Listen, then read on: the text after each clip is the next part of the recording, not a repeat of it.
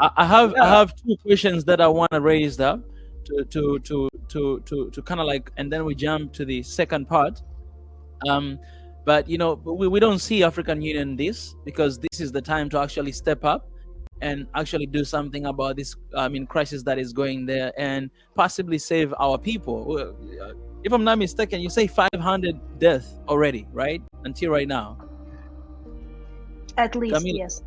At least, yeah, that's the number that we have. So probably, we have more people than this. And I don't know if these lives matter anything to any Africa who is watching or listening this stream right now, because this has to matter something. These are our brothers and these are our sisters, and I hope our government, they're listening to this and watching and hearing the cries, because what is happening to Sudan is not just a coincidence, as what we say, at the beginning.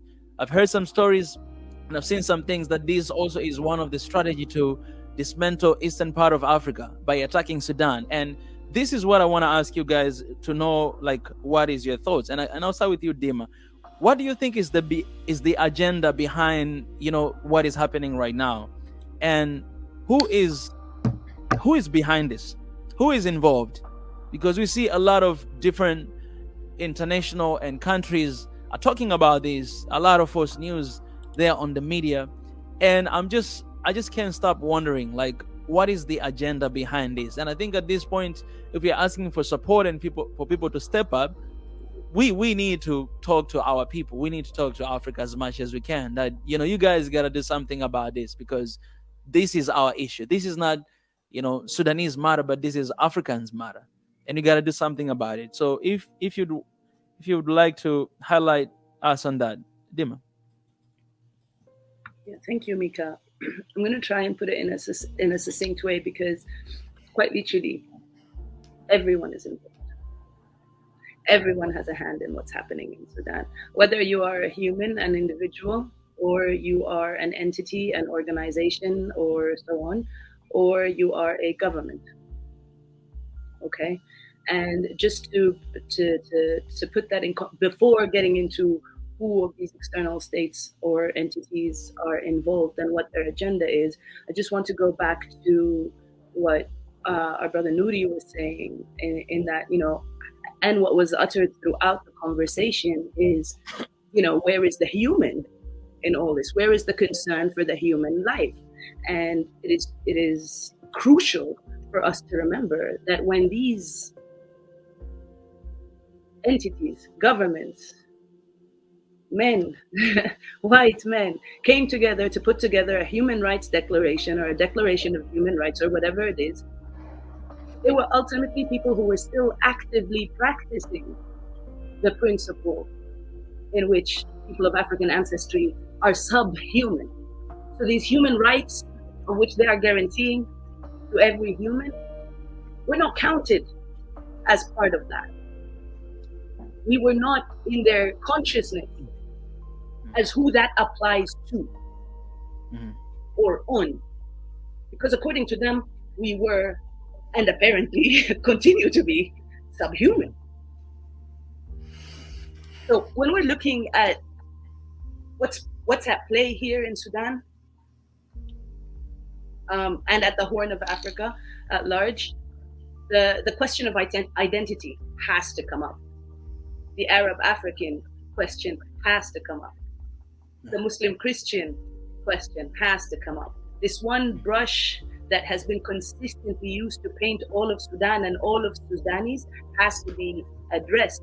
And this is history repeating itself, because it's not the first time. One of the first interviews that came out after the war broke out, I think it was April 16, it was Yusra al-Baghi's interview with Burhan, when she asked about his response to Ruto and I don't remember which other African nation to fly to Sudan and solve it. And the response was, it's not an appropriate time.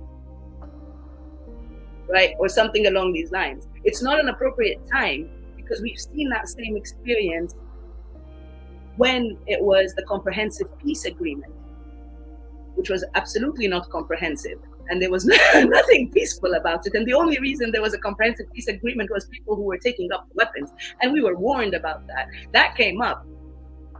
The more and more governments and so-called international arenas and entities are only responding to people picking up arms, the more and more we will see people pick up arms. We were warned about that, and it's continuing to happen. But back then, it was the IGAD initiative, an East African-led initiative to find an African solution for African problems. And then you had JELI, which is the Joint Egyptian-Libyan Initiative. And it was a clash of agendas between an Arab agenda trying to fortify an Arab identity, trying to push forward and consolidate Arab grip on Sudanese resources, whether these resources are our land, our very fertile land that has been referred to as the food basket of the Arab world. And I don't know why it's the Arab world, because our land is fertile enough to feed the entire world and then some. In fact, already this world, if you don't know, please educate yourself about Black food sovereignty and food sovereignty in general and the fight for food sovereignty, and understand that today, with all these misleaders calling about a food crisis and poverty and food insecurity, right now this world is producing enough food to feed the entire world population a time and a half. And yet we have more than 800 million going to sleep hungry, most of them farmers and indigenous communities. So when we're talking about these clash of agendas, Arab, African, and then of course it's never just Arab and African, because when you ask, oh, what do you want from the African Union? What we would have wanted from the African Union is when the African Union said to the military, you have 15 days to turn over power to civilians, they would have held on to that 15 days instead of their chair at the time, which was Egypt, identifying as the Arab Republic of Egypt, steering the African Union to extend the 15 days to 60 days so that Gulf, to the Arab Gulf, can continue pouring money and funds into the pocket of genocidal terrorists who continue to traumatize us. But no, the US doesn't negotiate with terrorists. No, they don't. The ironic part here is the US was the first government to call what was happening in Darfur a genocide. The US, not just the US sent a Black man, Colin Powell, to say, look, Black men are killing Black men, and let's call that the Darfur genocide, also that they can take attention away from the mess they were creating in Iraq. But no, when it was time and another white country came through and says, ooh, what's happening in Darfur is really bad, we need to take that to the ICC, we need the International Criminal Court to get involved. The first country to threaten to veto that resolution was, again, the United States of America. And the only way it did not veto it is when they added one line in that resolution saying that any US citizen found related or connected to anything that happened in Darfur cannot be tried by the ICC, because the United States of America is not signatory to the Rome Statute. And again, applauded by the international arena, just like the US now is applauding whatever fake halting of whatever violence that they think is happening, because their minds cannot fathom what is actually unfolding on the ground of Sudan. These inconsistencies need to be addressed.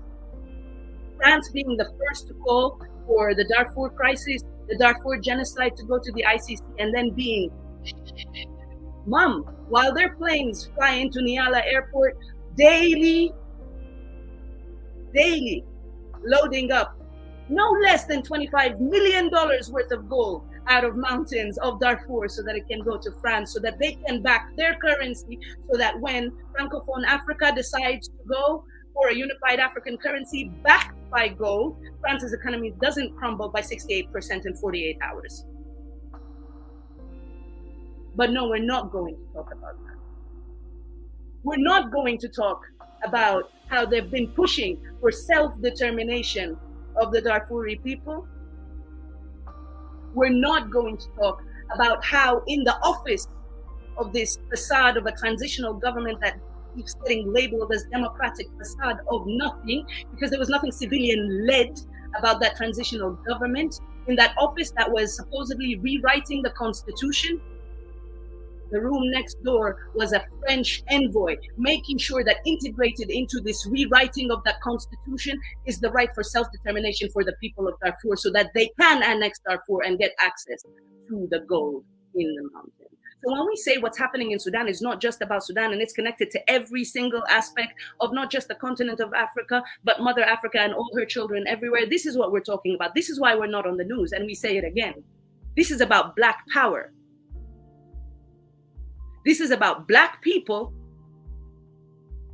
recognizing that there is no light at the end of the tunnel, that it was and always has been a mirror, and that every time we come close to that mirror and we start seeing the light, we pause. We pause because we think that light is coming from outside. We pause because we think someone's going to come in and help us. But we need to recognize that it's a mirror, and that there's pure magic. There is terror, there is horror happening in Sudan, but there is pure magic coming out of our people. You want to talk international recognition? Every single international statement saying they support the people of Sudan calling for democracy, if they really want to put their money, their mouth where their money is, or their money where their mouth is, it doesn't matter, because both of them are saying nothing and sent to genocidal terrorists. But if they really want to mean what they say, seize communication with the Sudan Armed Forces, seize communication with the Rapid Support Forces. Recognize that the people are saying we do not recognize them as legitimate, and that by any form of communication with these two entities, you are effectively contributing to the continued oppression and genocide of people. These are the international aspects here, and they're not being discussed. Let's bring in Ukraine, because Ukraine was mentioned, and it is very sensitive. The flag of Ukraine is blue and yellow. We are one color different. Our independence flag, the African flag of Sudan, it's one color different. It's not that color that's stopping the word from inaction. That color is black, and people need to start asking. The color that's stopping people from acting on Ukraine, from acting on Sudan the way they've acted on Ukraine, the color is not the green. Here's the flag. I sit on it because this flag is going to rise again. These are our colors. These are our African colors before they put the Arab colors in there. Let's stop and ask really what's going on. Every single country before Russia moved the muscle had a quota of refugees, how many they're going to have in their countries. They are currently moving. There is live evacuation happening on Twitter, on Instagram, on WhatsApp, on the metaverse. But no. Let's just sit here and talk about how surprising what's happening in Sudan. There's nothing surprising what's happening in Sudan. This is by design. Let's go back to the design. Let's go back to France. Let's go back to Darfur. Let's go back to that constitution. Who in that transitional government or transitional democracy, civilian-led, blah, blah, facade of an agreement government, who was designated as the Minister of Justice overlooking the constitution? And what was his area of expertise? His area of expertise was self-determination and constitutional rewriting. If we still have any doubt that there is a plan here, and it is going and being pushed and funded and supported to go contrary to the will of the people, which has been echoed time and time again, no more military rule, 100%. Internationally, that's what's happening. Internationally, in terms of talking about terrorists and terrorist rings and Al-Qaeda and all of that, understand that RSF and whoever they're trying to brand as rapid support forces or potential blah, whatever, however they've been rebranded by the lobbying that was paid for by Gulf money across American and Canadian platforms, is also connected to every terrorist group currently active on the continent, from the Horn, from Somalia to Nigeria, is connected to that RSF. This is why these two genocidal factions are fighting. Because the military, the SAF, Sudan Armed Forces, are seeing that RSF is increasingly independent, financially independent, and it doesn't need Saudi Arabia anymore. It's not just about Saudi Arabia, because they have funds coming in from the European Union to take out the African refugees. It has funds coming in from the Emiratis so that they can keep smuggling gold. It has funds coming in from the Gulfies so they can keep taking our young brothers so that they can put them into their illegal, illegitimate wars to do whatever services they are serving. This is what the international so-called community is doing in Sudan. If you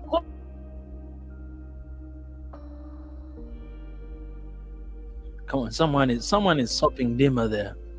See The what is mic was happening? too hot. She was Yeah, heating up the mic too much. it's very See hard what is for the happening there?